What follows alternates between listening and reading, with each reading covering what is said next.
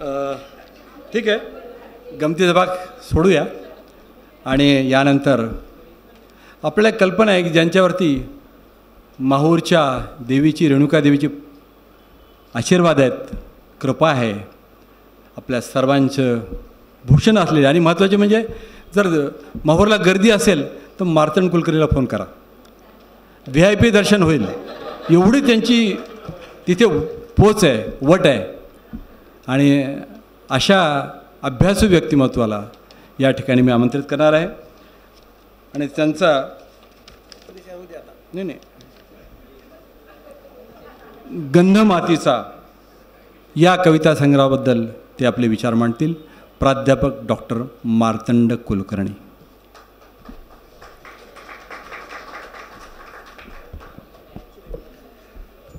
कार्यक्रम संपून वेळेनुसार 6:15 झालेत, वेळेनुसार कार्यक्रम, आणि आता मी सुरू करतोय. उपस्थित सर्व महानुभाव, या कार्यक्रमाचे सन्माननीय अध्यक्ष, ज्यांच्यासोबत मला अनेक वर्ष काम करता आलं असे आमचे स्नेही मित्र आदरणीय जगदीश कदम सर, त्याचबरोबर आदरणीय गोविंदरावजी पुराणिक, आणि 1 नव्हे 2 नव्हे 3 कविता संग्रहांचं एकाच वेळी प्रकाशन करण्याचा योग ज्यांनी या ठिकाणी घडवून दिला ते असे 75 नव्हे एक खूप मला आनंद या ठिकाणी झाला की असा एक सोहळाही मला पाहता आला. आदरणीय दिमा देशमुख सर, किती लोकांची नावं घेऊ, सर्व माझे आप्त आहेत, स्नेही आहेत, मार्गदर्शक आहेत, आणि मार्तंड इथपर्यंत पोहोचावा यासाठी अजूनही सतत काम करणाऱ्या सर्व महानुभावांच्या चरणी विनम्र अभिवादन करून मी माझ्या गंधमातीचा या काव्यसंग्रहावर मी बोलणार आहे. मला 25 मिनिट दिलात ना. हां, मधून काही सूचना आल्यात की विष्णुदासावरचं काहीतरी म्हणा. आता वडील शाहीर होते, परवाच 5 जानेवारीला गेले, तो वारसा कसा का आला माझ्याकडं मला माहीत नाही. सर्व मंगल मांगल्ये शिवे सर्वार्थ साधिके शरण्ये त्र्यंबिके गौरी नारायणे नमस्तुते असं म्हणत ज्या आयुष्याचे 35 वर्ष या अरण्यात अभयारण्यात मी आदिवासी भागात घालवतोय, त्या माझ्या कर्मभूमीला नतमस्तक होऊन त्या पवित्र भूमीला विनम्र अभिवादन करून आजच्या ह्या काव्यसंग्रहावर बोलण्याचं धाडस करतोय. मित्रहो, काय बोलावं आणि काय बोलू नये याचा एक परिपाठ ठरलेला असतो. चांगलं बोलावं असं सगळ्यांनी सांगितलं, परंतु काहीतरी सांगितलं पाहिजे आणि ते सांगताना नवीन काहीतरी सुचलं पाहिजे याची सुद्धा सूचना समीक्षकांनी त्या सभागृहात दिली पाहिजे, या विचाराचा मी आहे. ज्या गुरु परंपरेत दिमा देशमुख वावरतात, हरिभक्त परायण भागवताचार्य चैतन्य महाराज गंगाखेडकर, दंती महाराज त्यांचे वडील, त्या घराण्याचं साधू घराणं आणि त्या साधू घराण्याचा आणि माझा खूप जवळचा संबंध आहे. हरिभक्त परायण प्रोफेसर डॉक्टर यशवंत शंकर साधू हे माझ्या विद्यावाचस्पती डॉक्टरेट या पदवीचे मार्गदर्शक आहेत. तेव्हा त्यांचा आणि माझा असा ऋणानुबंध आहे की का मला बोलवलं ते आज मला या ठिकाणी कळालं. खरंच मी भाग्यवान आहे की ज्या साधू महाराजांनी मला इथपर्यंत पोहोचवलं, त्या साधू महाराजांच्या घराण्यातल्या एका चांगल्या प्रसंगाला मला उपस्थित राहता आलं, त्या पवित्र आत्म्याला विनम्र अभिवादन करतो. मित्रहो, गंधमातीचा म्हणत म्हणत 6 काव्यसंग्रह हा माझ्या मते 3रा कविता संग्रह आहे, 6वा गंधमातीचा. श्रीकर प्रकाशन, आणि या प्रकाशनाने या सुंदर अशा रचनांना संकलित केलं. कुठंही चूक ज्याला म्हणतो तर ऱ्हस्व दीर्घाची ती मी शोधत होतो, परंतु मला सापडली नाही. त्याबद्दल खरंच मी या प्रकाशकांना धन्यवाद देतो. आजकाल तर काय सांगावं, प्रकाशक एवढे झालेत की मुखपृष्ठ आधी प्रकाशित करतात, नंतर आवृत्त येईल असं घोषित करतात. परंतु 1 नव्हे 2 नव्हे 3, मला लहानपण आठवतं, लहानपणी मी किवळ्याला असताना एक गाणं गाजत होतं, आता नको आता नको हे 3रं मूल. तेव्हा ते गाणं मला आठवलं, आणि 3रं मूल मग हे 6. मला सांगा, शब्दात रमणारा माणूस असे आजार फिजार काहीच येत नसतात. हो, आत्ताच जयंतरावने सांगितलं की रेणुका देवीची कृपा आहे, 2016ला माझा पुनर्जन्म आहे. मी आज या सभागृहात दिसलो नसतो, केवळ आणि केवळ त्या भगवतीची सेवा अविरतपणे करत आहोत. करूया, सगळेजण करूया. तर गंधमातीचा घेता घेता दिमांना यातल्या रचना ज्या सुचल्या, खरंच अतिशय सुंदर रचना आहेत. 99वर थांबलेत. या संग्रहात 99 रचना आहेत. मला कधी कधी वाटतं एक रचना का घडली ना, शतकच मारून गेले असते. परंतु असं 99 रचना साध्या नाही आहेत. या कवितेचा पहिला भाग असा आहे, आदरणीय अंजनीकर सरांनी सुंदर प्रस्तावना लिहिली आहे त्यावर. 120 पुस्तकाचे ते लेखक आहेत. खरंच या नांदेडला वैभव फार आहे. आदरणीय वामन पंडितांपासून देल महाजनांपर्यंत, दासगणूपासून आमच्या विष्णुदासांपर्यंत, हरिहर सोनोलेपासून डॉक्टर जगदीश कदमांपर्यंत ही परंपरा अव्याहतपणे चालू आहे. आणि या परंपरेचा अभिमान आम्हाला असला पाहिजे. ज्या नरहर कुरुंदकरांनी जगभर आपलं नाव गाजवलं ते नांदेड नगरीचे आहेत.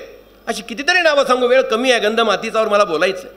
तर अशा ह्या संत परंपरेचा वारसा लाभलेल्या देशमुख घराण्यामध्ये सुद्धा मुखेड सलगर, त्या मुखेड सलगरला सुद्धा साहित्याची परंपरा फार मोठी आहे. व्यंकटेशाचं मंदिर आहे. आणि अशा ह्या मुखेड मोहनावती नगरीमध्ये काहीतरी आपल्या हाताशी लागलं पाहिजे. नोकरी तर प्रत्येकजण नोकरी करण्यात आपण इथपर्यंत पोहोचलो. 38 वर्षाच्या नोकरीमध्ये काही क्षण त्यांना पाठीशी घालता आले. त्या क्षणांना जवळ करून शब्दाची ही सुंदर अशी मेजवानी त्याला दिली आणि त्यातून हे सगळं काही करण्याचं काम दिमा देशमुखांनी केलं आहे. अनेक दिवस आम्ही एकत्र संस्कार भारतीत काम करतो. अतिशय मृदुवानी तुम्हाला यायचं आहे आणि सुरुवातीलाच त्यांचं संभाषण जे असतं ना, ते पुढं काय बोलावं हे सुचत नाही आणि माणूस होच म्हणतो. असं एक वेगळं व्यक्तिमत्व मला त्या ठिकाणी भावलं. आणि काय बोलावं, यातल्या जवळजवळ 70% कविता, जवळपास 60-70 तरी कविता ह्या भक्तिरसाने चिंब भिजलेल्या आहेत. ज्या वामन पंडितांनी 70 काव्य ग्रंथ लिहिले, शेषघराणं होडीवर राहायचं ते आपल्या, त्याच वामन पंडिताचा वारसा नांदेडमध्ये 21व्या शतकामध्ये अशी अतिशय सुंदर अशी भक्ती काव्याची धारा घेत घेत त्यांनी या ठिकाणी आरंभलेली आहे. मुकुंदराजांनी त्या कालखंडामध्ये 10व्या-12व्या शतकात मुकुंदराजांनी विवेक सिंधूमधून जो आम्हाला विचार दिला, तोच विचार, भक्तिभावाचा विचार आजकाल तसंच चाललंय. यातली एक सुंदर कविता हरिनाम नावाची मला खूप आवडली. संत विष्णुदासांची रचना आहे. त्या रचनेमध्ये विष्णुदास काय म्हणतात की या परिस्थितीचं चित्र डोळ्यांनी पाहिलं सध्याच्या, आणि नंतर त्यांना भावली कविता आणि सहज ते बोलून गेले. त्या अशा ह्या एकूण रचनेमध्ये विष्णुदास सुद्धा आपल्या वेगवेगळ्या कवितेला मांडत या सबंध जगाचं चित्र आपल्या पुढं आणतात. नको साधन धन काही, काम स्तबनाचे नाही, आई रेणुके तुला साधे बोलणे पुरे. इतकी माफक अपेक्षा घेऊन ते लिहितात. हे लक्षात घेण्यासारखं आहे. पुरस्कार नको, मला कोणतं स्मृतिचिन्ह नको, कुठं काही यादी सुद्धा नको, केवळ मला काहीतरी करायचंय, मी सेवक आहे आणि अविरतपणे मी करणार आहे, ही भावना लेखकांनी बाळगली पाहिजे. प्रकाशक शोधत आले पाहिजेत. कोण आहे हो इथं ते दिमा देशमुख राहतात ना, हो त्यांचा तो शब्द गंध मातीचा आम्ही वाचलाय आणि असं त्या काव्यसंघाची निवड झाली आहे, तुम्हीच आहात ना. अशी एक विचारधारा घेऊन जगणारं हे सलगरचं कुटुंब आणि त्या सलगरकरांनी आपल्या ह्या कविता संग्रहातून या मायमातीची सेवा, साहित्य जगताची सेवा अतिशय चांगल्या पद्धतीने केलेली आहे. पुढेही करावं अशी माझी अपेक्षा आहे. त्यानंतर संत विष्णुदासांची एक रचना अशी आहे, आलच हुकडुणी आभाळ ग. सध्याची परिस्थिती तशीच आहे, कासळीकर सर. आलच हुकडुणी आभाळ ग, लेकरू आपलं संभाळ ग. तीच परिस्थिती आज आहे. सगळीकडून जग बदललेलं आहे. कोणी सुरक्षित नाहीये, कोण घरी येईल की नाही वापस याचीही चिंता नाही. अवस्था वाईट आहे. अशा अवस्थेमध्ये केवळ आणि केवळ नामस्मरण, हरिनाम हाच एक जीवनाचा पाया आहे, हे आपल्या काव्यसंग्रहात सुंदर पद्धतीने नमूद करण्याचं काम भावमातीचा, गंधमातीचा मग त्यांनी केलेलं आहे. काय सांगावं, किती बोलावं. माणिक प्रभूवरची रचना खूप सुंदर आहे. खंडोबावरची रचना अतिशय चांगली आहे. त्यातल्या त्यात एक मला भावलेली रचना, त्यातून मी जातोय, आजोबा झालोय, तेही आजोबा आहेत. आजोबाचं दुःख त्यांनी त्यात मांडलंय. बाळा तू नातू तिथे आहेस, 7 समुद्रा पार आहेस, परंतु मला तुझी आठवण येते. त्या नातवाची आठवण 7 समुद्रा पार असलेल्या भारतातल्या एका आजोबाला येते. ती सुद्धा रचना आजचं कुटुंब कशासाठी वेगळ्या पद्धतीने होत चाललंय याचा भाव सुद्धा तिने आपल्या कवितेत मांडलेला आहे. किती बोलावं यांच्या कवितेवर. दुसरा महत्त्वाचा मुद्दा एक सांगणं या ठिकाणी गरजेचं आहे. तो विषय असा आहे की आमच्याकडं इतकी काही माणसं चांगली चांगली होऊन गेली. आज एक चांगला दिवस आहे कदम सर, कर्मवीर भाऊराव पाटलांचा जन्मदिवस आहे. ज्या भाऊराव पाटलांनी खूप काही काम केलं, त्या भाऊराव पाटलांना स्मरण आपण केलंच पाहिजे. आणि त्या भाऊराव पाटलांच्या या स्मरणाच्या दिवशी, आजच्या जयंती दिनी 3 कविता संग्रहांचं प्रकाशन होतंय, हा आपला मोठेपणा आहे. हे आपण नमूद केलं पाहिजे. आणि उद्या ज्ञानेश्वर जयंती आहे. ज्या ज्ञानेश्वरांनी नेवाशाला पैस नावाच्या दगडाला पाठ लावून निवृत्तीनाथाच्या उपस्थितीमध्ये आपली ज्ञानेश्वरी सांगितली, भगवद्गीतेवर अनुवाद केला, तो गीतेचा बोधसुद्धा तुम्ही आपल्या कवितेत मांडलेला आहे. तो गीतेचा बोधसुद्धा मांडता मांडता तुम्हाला राहवलं नाही आणि सहज बोलून गेलात की नको त्याची पालखी आज आपण वाहत आहोत. बघा ना, काल इथं होते, आज दुसऱ्या खुर्चीवर आहेत, उद्या तिथं आहेत, ते तिसऱ्या खुर्चीवर आहेत. कोण कुठं आहे काहीही कळायला मार्ग नाहीये. परंतु आज सर तुम्ही एक सुंदर काम केलंय. नको त्याची पालखी न वाहता शब्दांची पालखी आयुष्यभर वाहा, ही अविरत कायम स्मरणात राहणारी बाब आहे. ते आपण नमूद करून गेलेला आहात. या मुखेड तालुक्यामध्ये शिवा आंबोलगेकर आहे. आदरणीय नागनाथजी कोत्तापल्ले सरांनी कवितेतून आपला जीवन प्रवास सुरू केला. त्याच मुखेडचे मोहनावतीचे नागनाथ कोत्तापल्ले आहेत आणि त्याच मुखेडचे आपण आहात. ही मोहनावतीची परंपरा आपण कायम चालू ठेवावी अशी माझी इच्छा आहे. आपल्याला काय नाही त्या मुखेडमध्ये, काय नाही त्या मोहनावतीमध्ये, भरपूर काही आहे. माझ्याही जीवनाची सुरुवात, सेवेची सुरुवात त्याच नगरीतून झाली हे नमूद करायला या ठिकाणी हरकत नाहीये. तेव्हा सलगरकर परिवाराने एका साहित्यिकाला जपलं पाहिजे. जपलं पाहिजे यासाठी म्हणतो की त्यांना सतत काहीतरी लिहित चला. लिहिते व्हा. एक पक्षी येतो आणि पेरते व्हा म्हणतो, पेरते व्हा म्हणतो. परंतु या ठिकाणी आपण सगळेच म्हणूया, आपण आता लिहिते झालात, परत लिहिते व्हा. आत्मचरित्रातून तुमचं गद्य लिखाण येऊ द्या आणि माझ्या जीवनात आलेले अनुभव मांडण्याचा प्रसंग तुमच्यातून यावा. आणि याच सभागृहात सुंदर अशा आत्मकथना चरित्राचं प्रकाशन अनेक मान्यवरांच्या उपस्थित व्हावं अशी अपेक्षा या ठिकाणी व्यक्त करतो. मुळामध्ये शब्दाची पालखी आणि नको त्याची पालखी हा विषय मला या ठिकाणी सुचला. आणि असा दुसरा मुद्दा, नादो महानोरावरची तुमची कविता खूप मनाला भावणारी आहे. नादो महानोर आज आपल्यात नाही आहेत. आम्ही MA ला असताना कदम सर बरोबर आहे, रानातल्या कविता त्यांच्या आम्ही अभ्यासल्या. त्या मातीशी आयुष्यभर जपणारा, मातीशी नातं जपणारा, मातीशी इमान राखणारा आणि मातीशी बैमान न होणारा जर कवी कोणता असेल तर नादो महानोर आहे. त्या महानोरांची आठवण आपल्या कवितेत आपण करून दिलेली आहे. या मातीने लळा लावला असा असा की, या मातीने लळा लावला असा असा की, सुखदुःखाशी हसलो रडलो. ज्या दिवशी तुम्ही हॉस्पिटलमध्ये होतात, अनेक विचार तुमच्या समोर येत होते, जात होते, तरी पण त्यातून तुम्ही सशक्तपणे बाहेर आलात. पाहुणे येत होते, पाहत होते, काचातून बरे आहेत ना काका, चांगला आहेत ना, चांगले होणार तुम्ही, घाबरू नका, सांगून जात होते.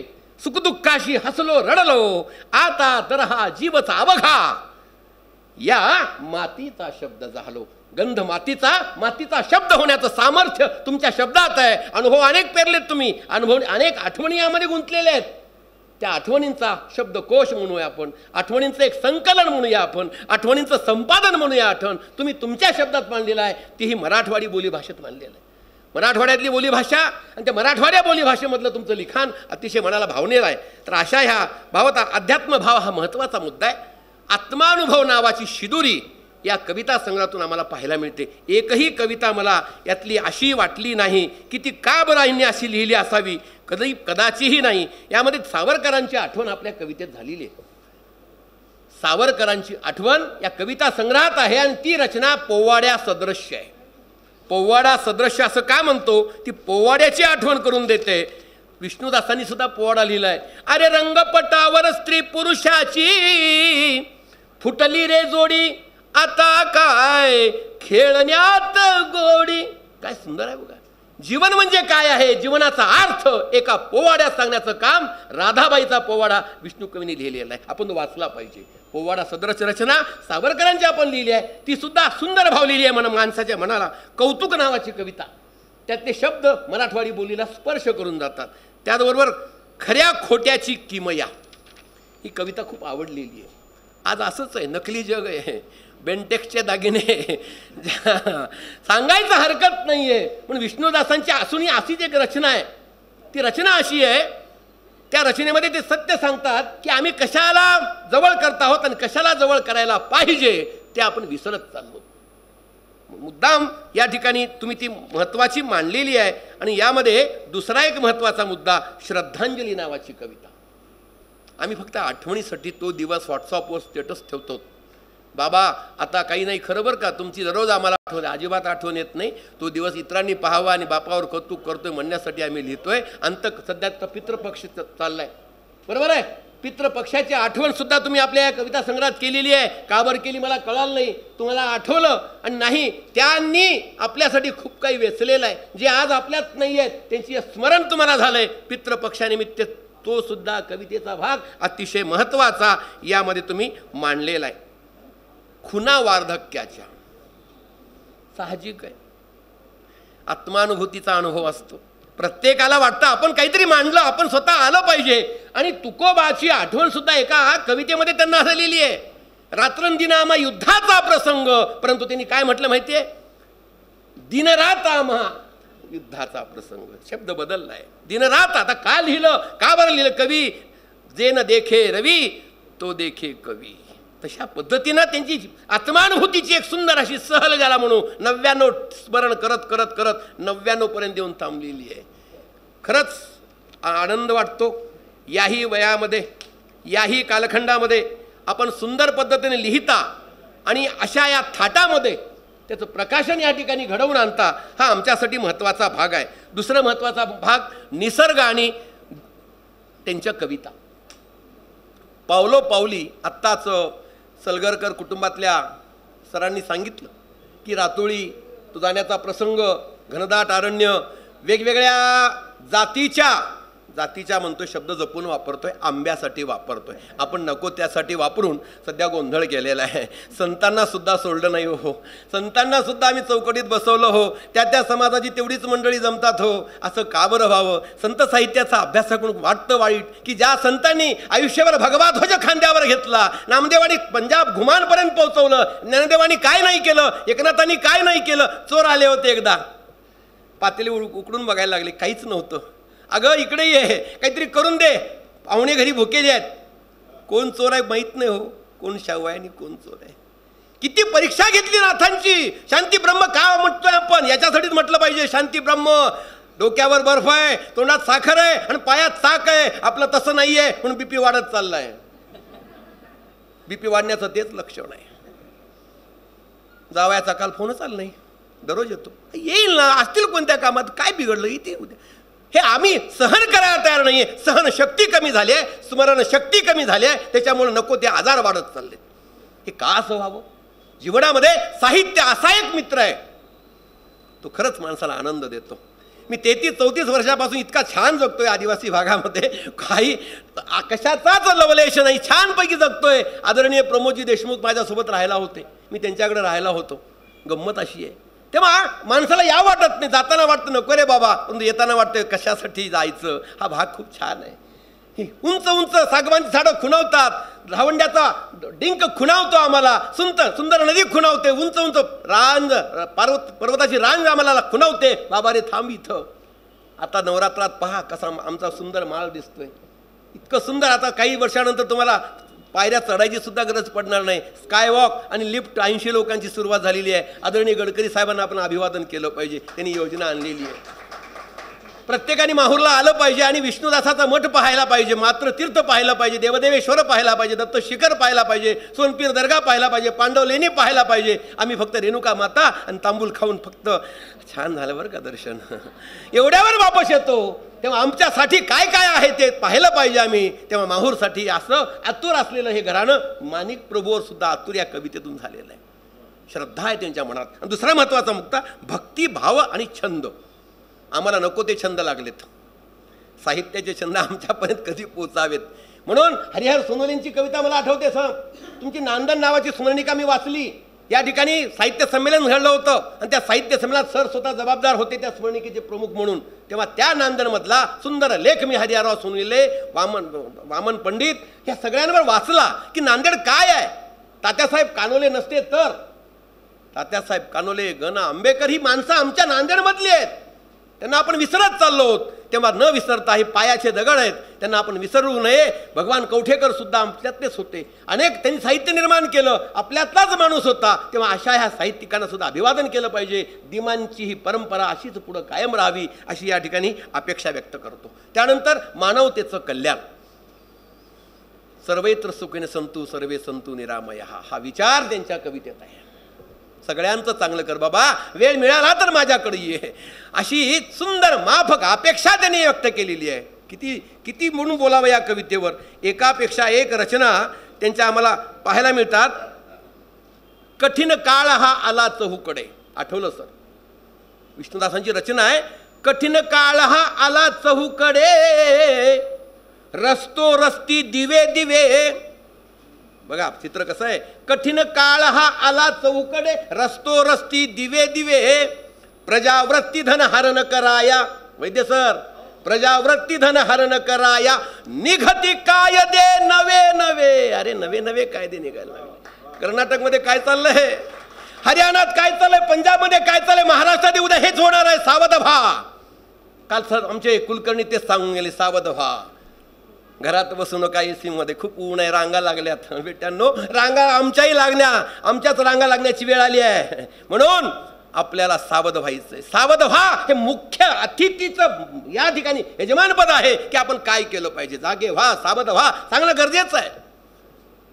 कठीण काळ आलेला आहे आणि अशा कठीण काळामध्ये लेखक, कवी, प्रतिभावंत काहीतरी सांगण्याचा प्रयत्न करतात, काहीतरी बोलण्याचा प्रयत्न करतात. ज्ञानदेवांना तेच घडवलं. लोकांनी वेड्यात काढलं, लोकांनी मारायला उठले, लोकांनी गोंधळ घातला, अधिकारापासून बाजूला केलं. परंतु नाही, धाकट्या त्या ज्ञानदेवांना सांगायचं होतं, नाही ह्याच्यापेक्षाही काही वेगळं करायचंय. आणि रेड्याच्या मुखातून वेद बोलवले, नंतर लोकांनी डोक्यावर घेतलं. आणि आज आम्ही ज्ञानबा तुकाराम, ज्ञानगा तुकाराम म्हणत फिरत चाललो. मित्र हो, यासाठी झिजावं लागतं. रामदासांचं तेच कार्य आहे, एकनाथांचं तेच कार्य आहे, तुकोबांचं तेच कार्य आहे, नामदेवांचंही तेच कार्य आहे. एवढंच काय, आमच्या चोखोबांचं सुद्धा तेवढंच महत्त्वाचं कार्य आहे. अशा सगळ्या संतांचा विचार गंधमातीचा नावाच्या कविता संग्रहामध्ये आम्हाला पावलं पावली पाहायला मिळतो. त्यानंतर कुटुंबाची चिंता. अस्वस्थ मन आहे, होतंय कवीला बऱ्याचदा वाटतंय. म्हणून 7 समुद्रापर्यंत तू आहेस, मी इकडं आहे, तू मला कधी भेटशील रे. तुझे ते कुरळे कुरळे केस, गोबरे गोबरे गाल, तुझं बोबडं बोबडं बोलणं, तुला माझा कान पकडायचा आहे ना, आता मी कसा येऊ तिथपर्यंत लांब. अरे विमान तर नाही बाबा, तू 7 समुद्रापार आहेस. अशी नातवासाठी आजोबाची हाक, कुटुंबाची चिंता आहे. मित्र हो, किती उदाहरणं देऊ तुम्हाला. संध्याकाळी 7 वाजता मोबाईल लॅपटॉप ठेवून, अगं आत्ता येतो बरं का फोन आपल्या मुलाचा, आत्ता येईल बरं का, थांब थांब, स्टूलवर थरथर त्या हाताने मोबाईलच्या स्क्रीनवर टच करत, बाळा बरं आहेस का, वेळ नाही तुला मिळाला आज फोन करायला. अशी आमच्या भारतातल्या मुलांनी आईवडिलांची अवस्था निर्माण करून ठेवलेली आहे. ह्याला काय म्हणावं. एकत्र कुटुंब पद्धती होती, गुण्या गोविंदाने आम्ही नांदत होतो. अशा ह्या परिस्थितीमध्ये मला काहीतरी करायचंय, मला पॅकेज मिळवायचंय, मला काहीतरी मोठं व्हायचंय. अरे मोठं व्हा बाबा, परंतु ज्याने तुला ताकद दिली ना, त्याच्यासाठी पॅकेज शब्द वापरू नकोस. त्याच्यासाठी तुम्हाला वेळ नाही मला यायला. परवा अहमदपूरला असंच घडलं. गोदम गावकर नावाचे डॉक्टर होते आमच्याच किनवट भागातले. मुलांनी सांगितलं उरकून टाका, आम्हाला वेळ नाही यायला. ही जर अवस्था माझ्या संस्कृतीमध्ये येत असेल, संस्कार भारती काय काम करते, हेच काम करते. कुटुंब जुळवलं पाहिजे. आपण आपल्या बाजूला असलेल्या 5-5 कुटुंबाची आम्हाला ओळख नाही. पोस्ट मला सांगतो आम्हाला माहीत नाही, बाजूला विचारा. ही आमची अवस्था आहे. म्हणून कुटुंबाची अवस्था काय आहे, कुटुंबाची चिंता काय आहे, यामध्ये हा मुद्दा त्यांनी मांडलेला आहे. त्याचबरोबर दुसरा महत्त्वाचा मुद्दा, समाजाची चिंता सुद्धा त्यांना भेडसावते. आपण काय केलं पाहिजे, काय नाही केलं पाहिजे. त्यानंतर काळोख नावाची चिंता अस्वस्थ करणारी आहे. काळोख नावाची कविता, 99 कवितेवर बोलणं मला अवघड आहे.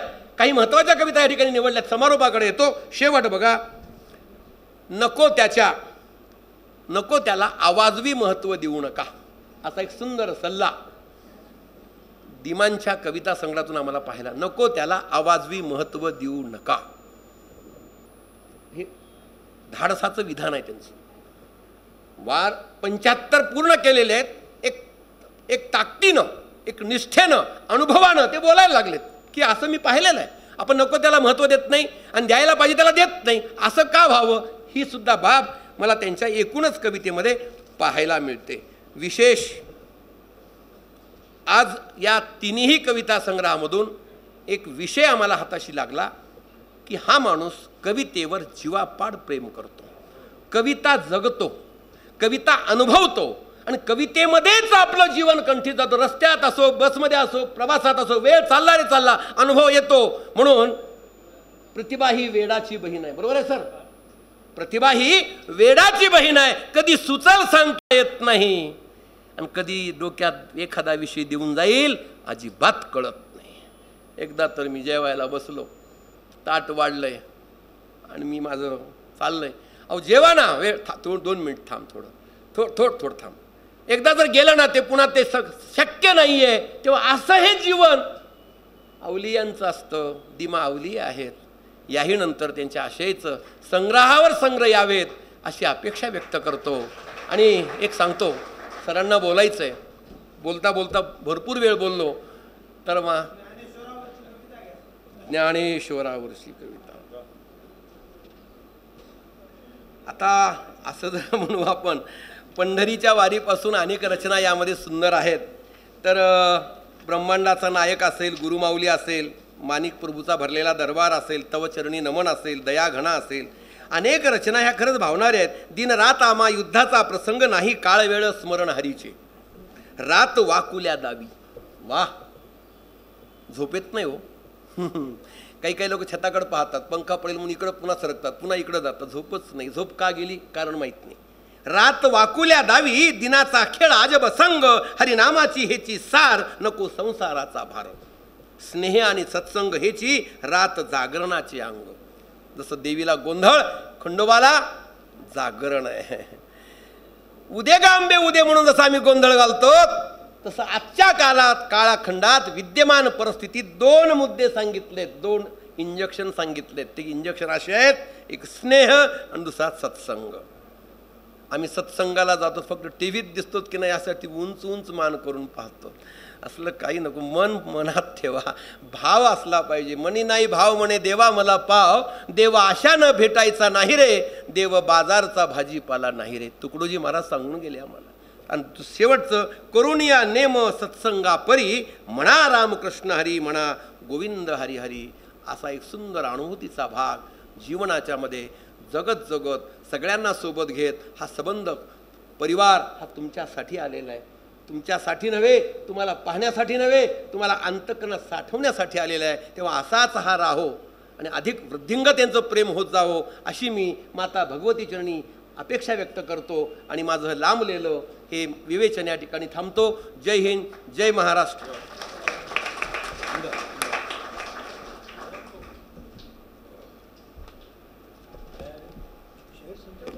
संत साहित्य आणि लोकसाहित्यावरचा प्रभुत्व असलेलं व्यक्तिमत्व डॉक्टर मार्तंड कुलकर्णी आपण ऐकले.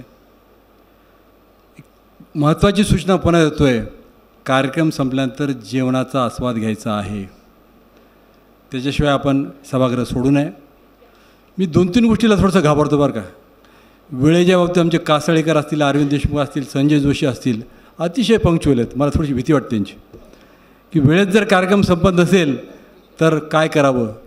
परंतु एक आहे की आपण वक्ते एवढ्या मोठ्या उंचीचे आहेत आणि त्यांना आपण व्यवस्थित जर ऐकलं नाही, त्यांचे विचार जर आपण समजून घेतले नाहीत, तर कदाचित कुठंतरी या कार्यक्रमामध्ये आपण कुठेतरी कमी पडलो असं वाटेल. आणि म्हणून या ठिकाणी, आणि एक आहे, अजून जेवणाची वेळ झाली नाही खरं सांगतो, तर ते सगळं आपण सांभाळू. आणि यानंतर अध्यक्षीय समारोप करण्यासाठी आदरणीय डॉक्टर जगदीश कदम सर, ज्यांना ग्रामीण पार्श्वभूमी आहे, शहरी भागातही त्यांचं योगदान आहे आणि प्रत्येक विद्यार्थ्याला असं वाटतं की हे माझे शिक्षक आहेत. असा हाडाचा शिक्षक, अनेक वर्ष ज्यांनी भरपूर काम केले असे कदम सर. आता थांबतो मी, त्यांना बोलायचं आहे म्हणे.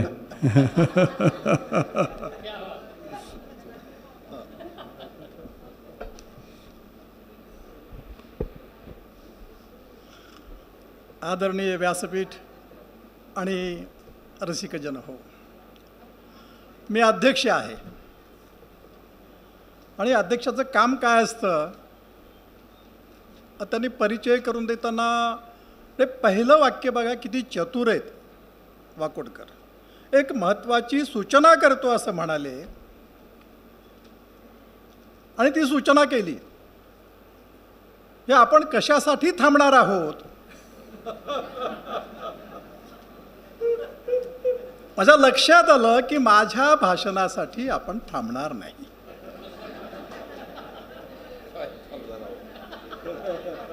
आणि मी काय बोलावं. अहो, मार्तंड कुलकर्णी अध्यक्षाचं काम काय असतं? अडतास घेणं. शेतकरी काय करतो? नांगरतो, वखरतो, पेरणी करतो. जेव्हा पीक वर येतं तेव्हा त्या पिकातून मग ते डवरा दुंडा हा प्रकार आता इथे. आणि दुसरी गोष्ट मी सांगतो सर, की ह्या दोघांनीही टाळलं की समोर बसलेले जे लोक आहेत ते माझ्यापेक्षा अधिक उंचीचे आहेत, ह्याचं भान मला आहे. आणि त्यांची नोंद घेणं. आता तो काही छोटा माणूस नाही, तिकडे धनंजय जोशी बसलेले आहेत, देशभर गाजतायत ते. आज दिमा काकांचं एक त्यांच्या मनाचा मोठेपणा, आम्हाला इथे बसवलं, ते तिथे बसले.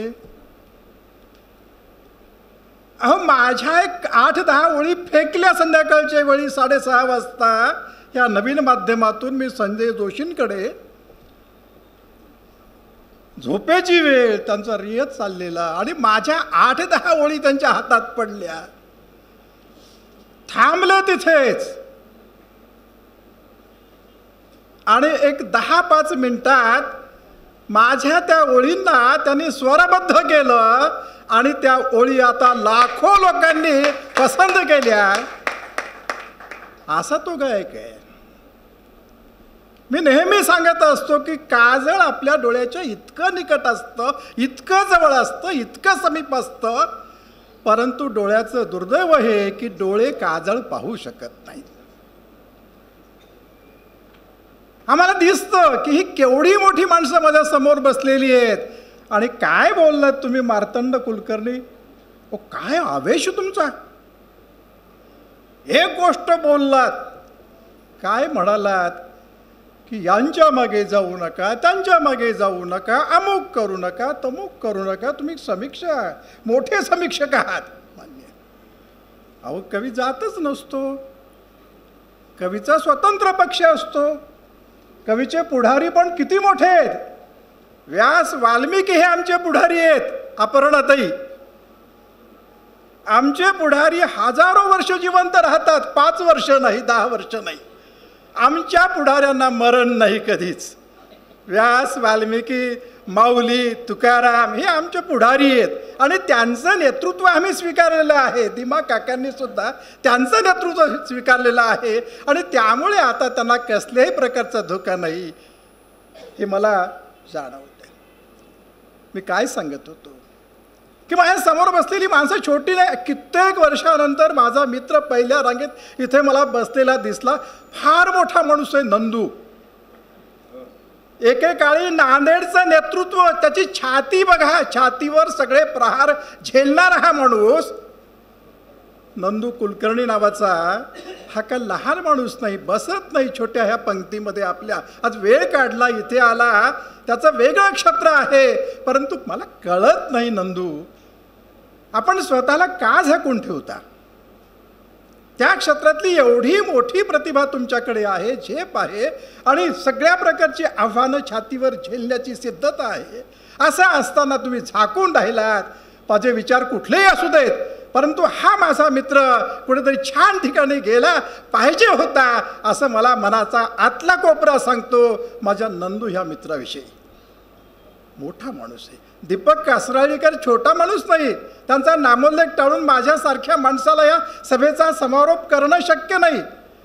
कारण आज पुण्यासारख्या शहरामध्ये जेव्हा ते जातात, मी स्वतः अनुभवलेलं आहे. श्रीकृष्ण हा त्यांचा जो विषय आहे तो इतक्या ताकदीने ते मांडतात की पुण्यासारख्या शहरातले रसिकसुद्धा सलाम करतात. दीपक केसराळीकर, तुम्ही नांदेडला. भगवान अंजनीकर 138 पुस्तकं लिहिलेली आहेत. छोटा माणूस नाही, इथे येऊन बसलात आणि शेवटपर्यंत थांबलात. त्यांच्या बाजूला भीमराव राऊत आहेत. बाबासाहेबांच्या अनेक पुस्तकांच्या अनुवादाचं काम त्यांनी केलेलं आहे. मोठं काम आहे. हे आपल्याच गावातले. आता इकडे देशपांडे सर बसलेले आहेत, देशपांडे वहिनी बसलेले आहेत. मागे सुद्धा एका कोपऱ्यात माणूस बसलेला मला चेहरा दिसला, नंदकुमार गिरगावकर. बघा, एका मंत्र्याचा स्वीय सहाय्यक राहिलेला माणूस आहे, सचिव. कोपऱ्यात बसलेले आहेत नंदू कुलकर्णी. त्यांच्या बाजूला फार दिवसानंतर आमच्या तिकडे राजू महाजनच्या बाजूला बसलेले, त्यांना मी खूप वर्षापासून शोधत होतो, दीक्षित आमचे इथे आले आणि पहिल्यांदा कितीतरी वर्षानंतर भेटले. आणि आमच्या ताई कीर्तनकार मालतीताई, माझ्या मित्राच्या आमच्या मालतीताई देशपांडे, त्यासुद्धा उत्तम कीर्तनकार आहेत, प्रवचनकार आहेत, त्यासुद्धा इथे बसले. ह्या सगळ्या लोकांचा धाक माझ्यासमोर आहे. नरेंद्र नायक असतील, आमचे घोरबाण सर असतील, कवी प्रल्हाद घोरबाण, आणि हा माझा ज्येष्ठ कवी मित्र विलास वैद्य. लहान माणसं नाही. गोविंद पुराणिक हे नाव सुद्धा लहान नाही. जेव्हा गदिमांना उभं करतात, आपल्या गावात नाही, बाहेर साताऱ्यासारख्या शहरात, तिथं नांदेड म्हणजे छोटंसं गाव आहे, ह्या गावात माणसं सुद्धा छोटी असू शकतात. अशा प्रकारच्या त्या माणसांच्या डोक्यामध्ये अशा बसलेल्या आहेत. आणि ती जळमटं दूर करण्याचं काम ही मंडळी करतायत. हो, आपल्या ओठातनं बाहेर पडणारा प्रत्येक शब्द स्वतःचं स्वतंत्र वजन मागत असतो. कशाला माऊली म्हणायचं, कशाला तुकोबा म्हणायचं. त्यांनी आम्हाला हे शब्दांचं सामर्थ्य शिकवलेलं आहे. वाकोडकर जेव्हा बोलायला लागतात, पुराणिक जेव्हा बोलायला लागतात, तेव्हा शब्द इतके नम्र होऊन येतात. मार्तंड कुलकर्णी आपण सुद्धा इतके नम्र होऊन येतात. अहो, कोवळीकता ह्या शब्दांची जी आहे ती मला कळली पाहिजे, दिसली पाहिजे, जाणवली पाहिजे आणि आतून कुठेतरी अनुभवता आली पाहिजे. मग आनंदी विकाससारख्या एखाद्या संगीतकार स्त्रीला असं वाटतं की हे शब्द खूप लढिवाळ आहेत, हे शब्द मी पदरात घेतले पाहिजे, ह्या शब्दांना मी जोजवलं पाहिजे असं वाटतं. आणि ही सगळी मंडळी माझ्या समोर आहे, ह्या सभागृहात आहे आणि त्यांच्या धाकाखाली मी आहे. अध्यक्ष असलो म्हणजे काय फार मोठा असतो असं काही नाही. तुमची पार्श्वभूमी मोठी. मार्तंड कुलकर्णी, ज्या आवेशात तुम्ही बोला, किती छान बोललात तुम्ही. आता काही गोष्टी मला पटल्या, गोधम गावकर वगैरे. आपण समीक्षकांनी काय केलं पाहिजे, काही गोष्टी तपासून घेतल्या पाहिजे. हे खरं आहे का, एखाद्या वर्तमानपत्रात आलेली बातमी ती खरी की खोटी. माफ करा, काही गोष्टी सवंग पत्रकारितेचा भाग म्हणून छापून येतात, तर तसाही तो प्रकार असू शकतो. नाही, अशातला भाग नाही. तर मी सांगत हे होतो की दिमा काकाच म्हणतो, कारण माझ्यापेक्षा 5-6 वर्षांनी ते ज्येष्ठ आहेत. काही छान बोललात तुम्ही. एक रहस्य माझ्या लक्षात आलं की 70 नंतर तुम्ही कविता लिहायला लागलात, आधी का नाही लिहिल्या, का नाही लिहिल्या आधी. अहो, कवी म्हणजे इतका वाया गेलेला प्राणी. वाकोडकर सर, सांगू नका आमच्या. मी सुद्धा सुरुवातीला कविता लिहिण्याचं दारिष्ट्य केलेलं नव्हतं. कासराळीकर सर, मी कथा लिहायचो सुरुवातीला. कविता लिहिली की हा फटीचर. इतकी वाईट अवस्था होती. 70 पर्यंत तुम्हाला कवितेसाठी थांबावं लागलं. इतके तुम्ही जमीनदार. आम्ही जमीनदाराच्या घरात कविता लिहिणारा माणूस, कविता लिहिणारा पोरगा. कदाचित कविता लिहिणारा म्हणून तुमचं लग्न झालं असतं की नाही. तेव्हा कवीला दिवस काही फार चांगले होते अशातला भाग नाही. आजही दिवस फार चांगले आहेत अशातलाही भाग नाही. हे लोक येतात, करमणूक प्रधान जर काही कविता असतील ऐकतात आणि बरं होतं म्हणतात, निघून जातात, विसरून जातात. कविता लक्षात ठेवत नाहीत. कारण कविता ही सगळ्यात अवघड गोष्ट आहे. कवीचं कौतुक करणं सोपं आहे. मी थेट कुरुंदकर गुरुजींचा विद्यार्थी. मालतीताई आम्ही आमच्यासोबत होत्या, भगवानराव अंजनीकर आमच्यासोबत होते. की कविता ही साधी गोष्ट नाही. आणि तुम्ही वामन पंडितांचा उल्लेख केला. वामन पंडित त्यांना यमक्या वामन म्हणायचे. यमकांमध्ये तरबेज, पडला, घडला, नडला, जडला, जोडला. गुरुजी तर छान शिकवायचे आम्हाला, कुरुंकर गुरुजी. भिंतीत खिळा ठोकीत. पुढे कविता जातच नव्हती त्यांची.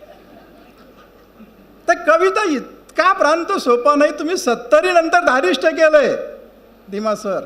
मी सांगतो की धारिष्ट तुमचं केलं तरी तुमची कविता कुठे पुढे गेलेली आहे हे सांगणं तर माझं कर्तव्य आहे. तुम्ही आता म्हणता की जगदीश कदम अमुक टमुक टमुक ढमुक अमुक काय तुम्ही सांगितलं, मग माझी जबाबदारी ती आहे.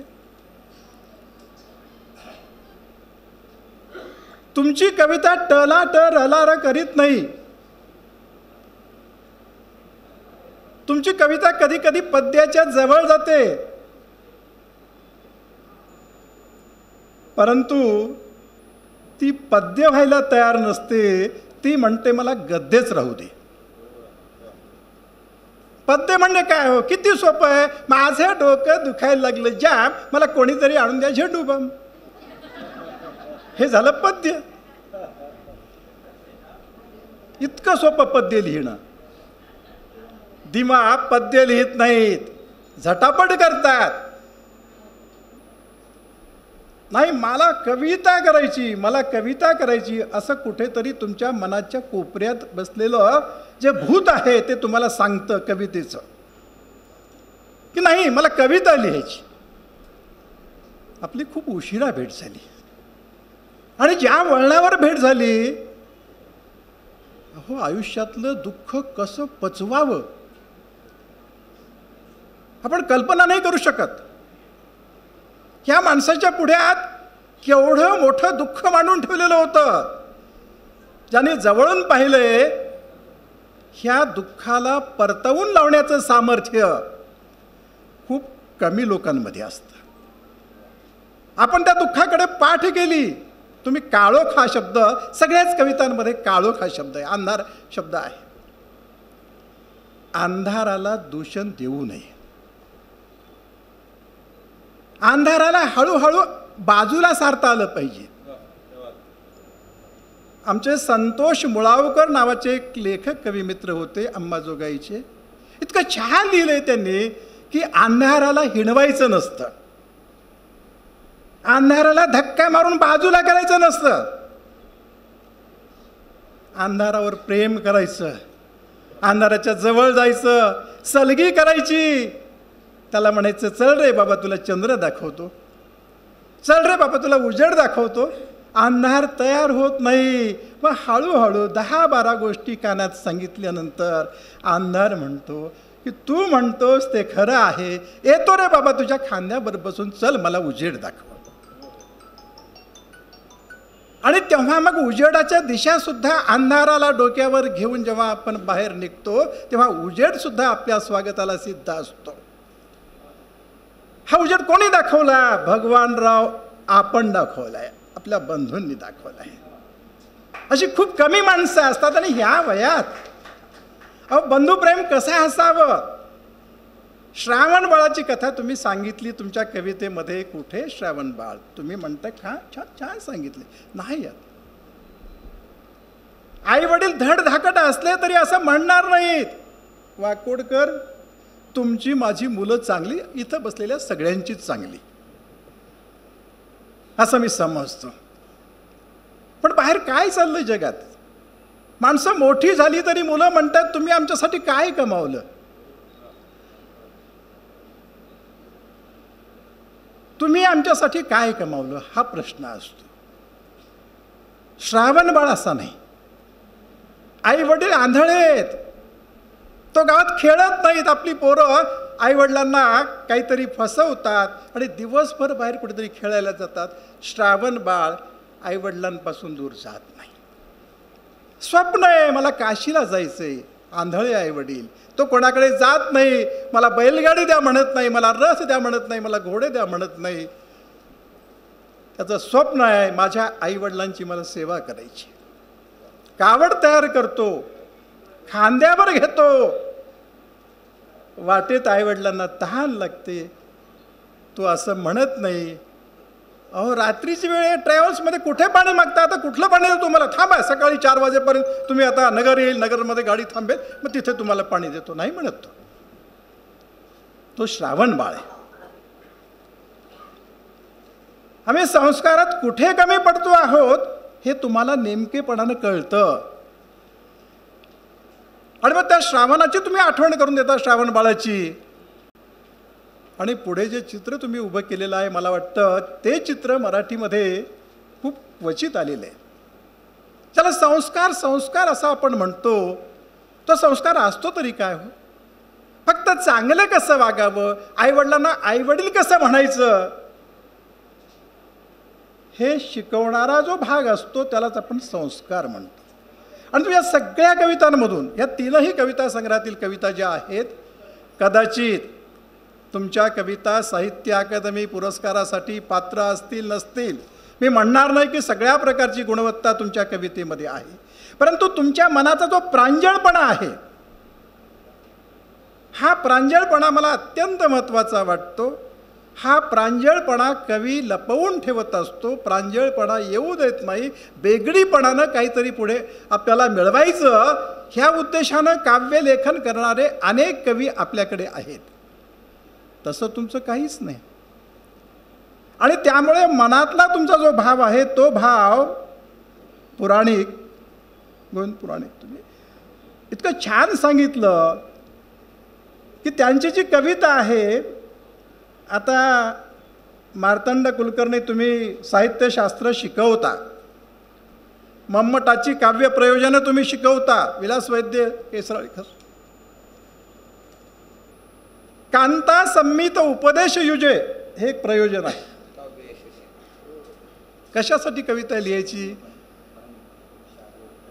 संगीतकार हे कवी का वेडे आहेत का? अहो काही लिहितात. हे शब्दांवरच्या कविता तर उत्तमच आहे. शब्दांनी पेटतात घरे दारे आणि माणसे सुद्धा, असं कुठल्या तरी एक कवी म्हणतो. आणि सगळ्या कविता शब्दांवरच्या आहेत. परंतु हे शब्द शक्ती मागत असतात. शब्दांमध्ये शक्ती असते. सगळी संगीताची मंडळी आहेत, आपल्याला माहिती आहे. अभिधा, लक्षणं आणि व्यंजना.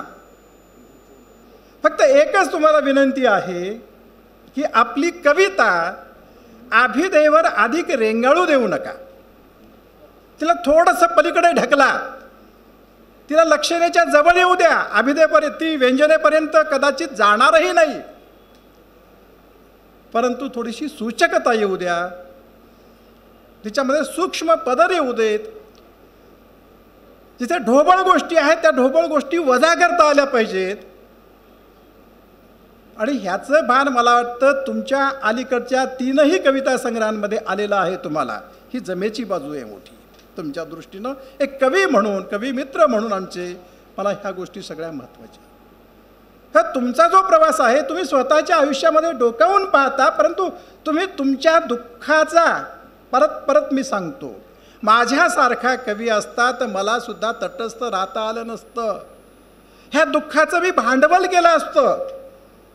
माझ्यावर शस्त्रक्रिया कशी झाली, तुम्ही सुतोवाच केलं, तुम्ही सांगितलं, वाकोडकर सर तुम्ही प्रस्ताव त्यांच्यासमोर ठेवला की आत्मकथन लिहा, जरूर लिहा, त्यामध्ये तुम्ही ही येऊ द्या. पण कवितेला ह्या गोष्टी मानवत नसतात. आमचे कुरुंदकर गुरुजी म्हणायचे, कवितेचा जीव इतका इवलसा असतो. कविता ही पावसात भिजलेल्या चिमणीसारखी असते. पावसात भिजलेली चिमणी काय करते? तिचे पंख ओले असतात. मग ओले पंख घेऊन ती घरात येते. कुठेतरी एखाद्या लाकडावर किंवा त्या वाशावर बसते घरातल्या, आणि पंख कोरडे करण्याचा प्रयत्न करते. आणि ज्या क्षणी त्या चिमणीचे पंख कोरडे होतात, त्यानंतर क्षणभर सुद्धा ती चिमणी घरात थांबत नाही, आपल्या बळानं निघून जाते. अनुभवाचं असंच आहे. मला खूप अनुभवांची समृद्धी आहे. मला कविता लिहिता येते. अशा प्रकारचा अभिनय जर कोणाच्या मनात असेल तर मला वाटतं तो सुद्धा अनाठाई आहे, तो सुद्धा चुकीचा आहे. आपले अनुभव आपल्याला कोरडे करून मांडता आले पाहिजेत. आणि ते जर करता आले तर मला वाटतं उत्तम कविता तुमच्या हातून लिहून होईल. आणि त्या संदर्भातल्या अनेक शक्यता तुमच्या ह्या ताज्या 3ही कविता संग्रहांमध्ये मला दिसत आहेत, हे तुमच्या दृष्टीनं आणि मित्र म्हणून माझ्या दृष्टीनंही शुभ सूचक गोष्ट आहे असं मला वाटतं. तुमच्या ह्या काव्य प्रवासाला मी खूप खूप शुभेच्छा देतो. आता तुमचा हा कविता संग्रह येण्याच्या आधी माझ्याकडे अशा स्वरूपात पाठवला होता, त्यामुळे ह्या कविता संग्रहावर मी अधिक फारसं न बोलता फक्त एक कविता जाता जाता मी उद्धृत करतो इथे. ती कविता आईवरची आहे. आता माऊलीवर कविता आहेत, तुकोबांवर कविता आहेत, सगळ्या संतांवर तुमच्या कविता आहेत. तर आईवरची जी कविता आहे इतकी मला नितांत सुंदर वाटते. आई ही साधी गोष्ट नाही. आई हे साधे संस्थान नाही आपल्या घरातलं. असं म्हणतात की 62 हाडं शरीराची कडाकडा मोडावीत, तशा प्रसूती वेदना असतात. 62 हाडं एका शास्त्रज्ञानं सांगितलेलं आहे. हाडं मोडावीत. एका डॉक्टरनी तर असं सांगितलं, आपलेच मुलमुले आहेत, ते म्हणतात की पुरुषाला स्त्री प्रसूत होताना तिच्याजवळ थांबायला सांगावं. आणि तुम्ही जे वर्णन करता तुमच्या कवितेमध्ये की तू जे सहन करतेस माऊली, केवढा मोठा अंधार पचवतेस, केवढं मोठं दुःख पचवतेस.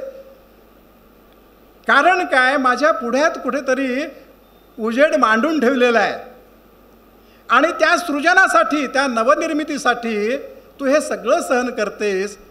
आणि ही जी पोच आहे, तुमच्या मनात हा दिवा तेवतो आहे. आपल्याला अंधार झाला हे कसं कळतं? अंधार झाला असं म्हणतो, तुमच्या कवितेतच ते आलेलं आहे. तुम्ही आध्यात्मिक म्हणाला, इथे अध्यात्म आहे त्यांचं. जे बाहेर अंधार झाला असं आपण जेव्हा म्हणतो, हा अंधार कुठल्या प्रकाशात दिसतो आपल्याला?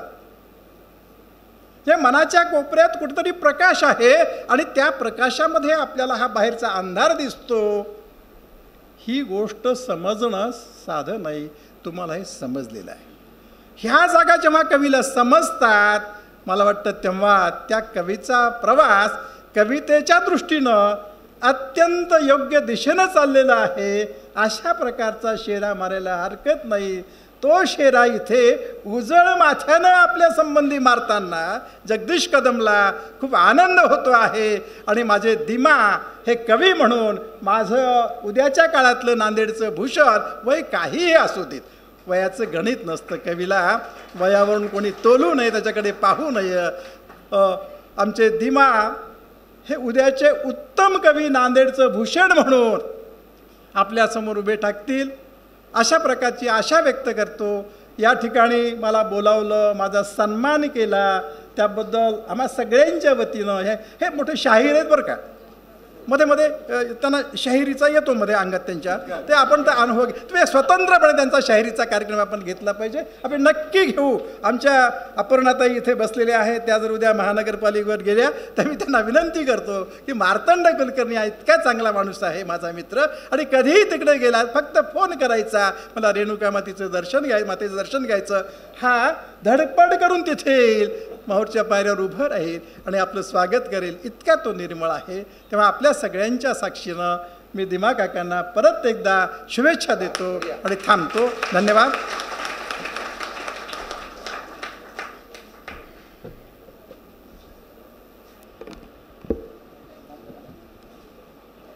अतिशय सुंदर असा कार्यक्रम या ठिकाणी संपन्न झाला आहे. अनेकांचे हात यासाठी लागलेत. सगळे आपले आपण जरी असलो तरी कुठेतरी कृतज्ञता व्यक्त करावी, आपला मनाचा मोठेपणा दाखवावा, यासाठीच आभार प्रदर्शन व्यक्त करण्यासाठी प्राध्यापक संतोष कुलकर्णी सरांना या ठिकाणी बोलवतो आहे. यानंतर प्रसादन होईल आणि जेवणाचा कार्यक्रमसुद्धा संपन्न होणार आहे. सर्वांचे खूप खूप पुन्हा एकदा धन्यवाद. संतोषजी कुलकर्णी. आभार प्रदर्शनाचं काम माझ्याकडे देण्यात आलेलं आहे.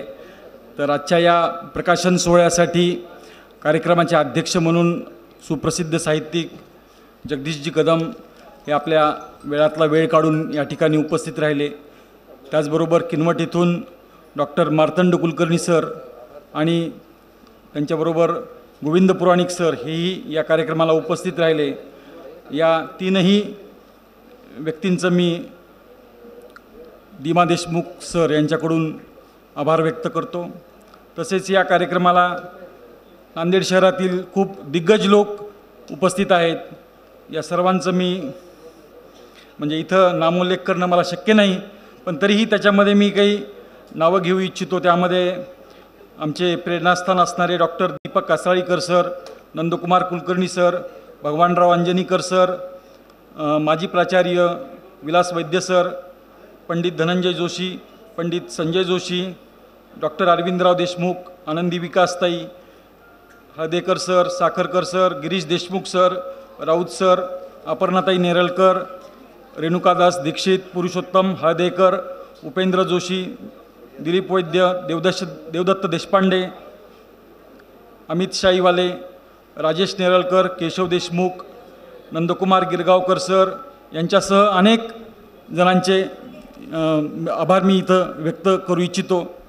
याचबरोबर स्वागत गीत गाण्यासाठी डॉक्टर प्रमोद देशपांडे व मंजुषाताई व बासरीसाठी दीपक बिडकर सर, तसेच या कार्यक्रमाला सूत्रसंचालन करण्यासाठी जयंत वाकोडकर सर, छायाचित्रण करण्यासाठी प्रमोद देशमुख सर, ओम दीक्षित, व्यंकट जोशी, विकासराव देशपांडे, अमित गुंजोटीकर व रांगोळी काढण्यासाठी गोदावरी जांगिलवाडताई, प्राजक्ता वाकोडकर यांच्यासह सर्व देशमुख कुटुंबीय व त्यांच्या सर्व कन्या, त्यांचे सर्व जावाई, नातू या सगळ्यांनी खूप मेहनत घेतलेली आहे. या ठिकाणी ज्यांचं नाव मी काही कारणास्तव घेतलं नाही त्यांनी मोठ्या अंतःकरणानं माफ करावं. तुमच्यासारखे श्रोते ज्यांच्यामुळं हा कार्यक्रम यशस्वी झाला आणि या कार्यक्रमाची शोभा वाढली त्याबद्दल मी तुमचे सर्वांचे आभार व्यक्त करतो. आणि या ठिकाणी एकच सांगू इच्छितो, आभाराचे भार कशाला, सत्काराचे हार कशाला, एकमेकांच्या मनात राहूया, त्या घराला दार कशाला, असे सांगून मी आभार संपवतो. आणि यानंतर सर्वांनी जेवणाचा आस्वाद घ्यावा अशी विनंती मी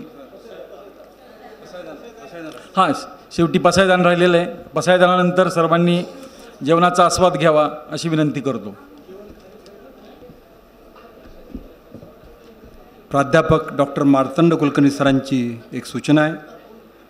त्यांचं माझे संत साहित्यावरील संचिताचे शारंग पाणी हा ग्रंथ इथे उपलब्ध आहे. आपण तो ग्रंथ घ्यावा आणि संत साहित्यामध्ये आपलं योगदान या निमित्ताने द्यावं अशा प्रकारची विनंती करतो आहे. आणि त्यानंतर संजयजी जोशी ज्यांच्या पसायदानाने आपण अक्षरशः त्याच वातावरणात आपण घरी जाऊया. अतिशय सुखद वातावरण या ठिकाणी निर्मिती झाली. आदरणीय ज्येष्ठ गायक संजयजी जोशी.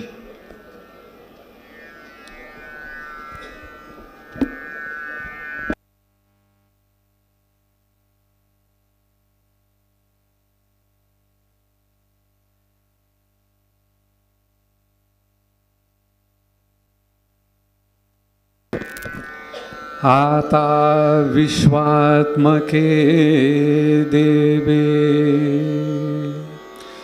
येणे वाग्यज्ञे तोषावे तोषोनी मज द्यावे पसाय दानहे जेखांची व्यंकटी सांडो तया सत्कर्मी रती वाढो भूता परस्परे पडो मैत्र जीवाचे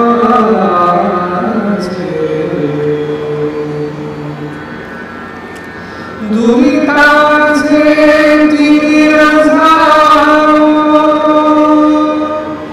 विश्वस्वधर्म सूर्य पाहू जो देवांशील तो ते लाहो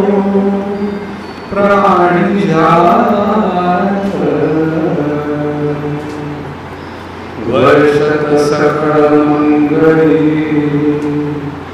ईश्वरनिष्ठांची माही आहे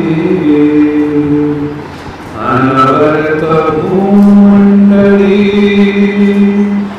भेटतो भूता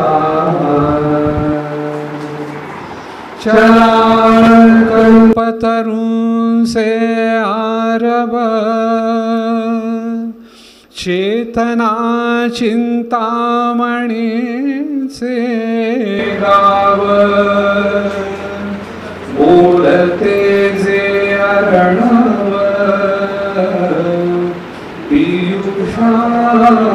पीयूषांचे चंद्रमे जयालांछन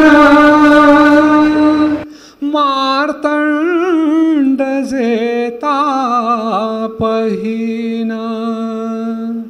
ते सर्वाही सदा सज्जन सोय रे होतो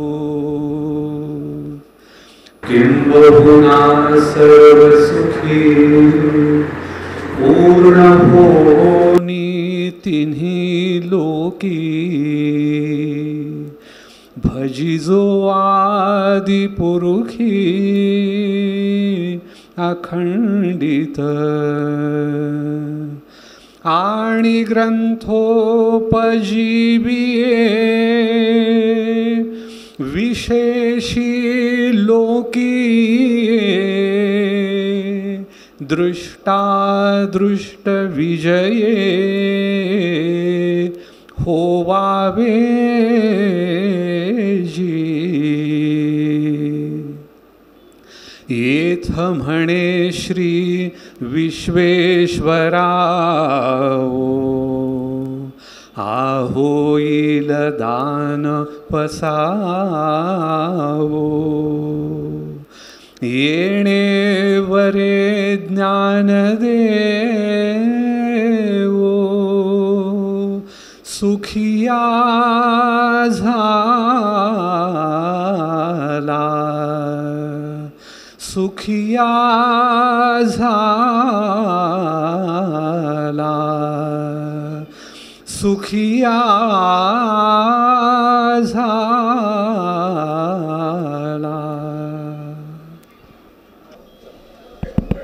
जेवणाची व्यवस्था खालच्या हॉलमध्ये केली आहे. पुन्हा सर्वांचे मनपूर्वक धन्यवाद.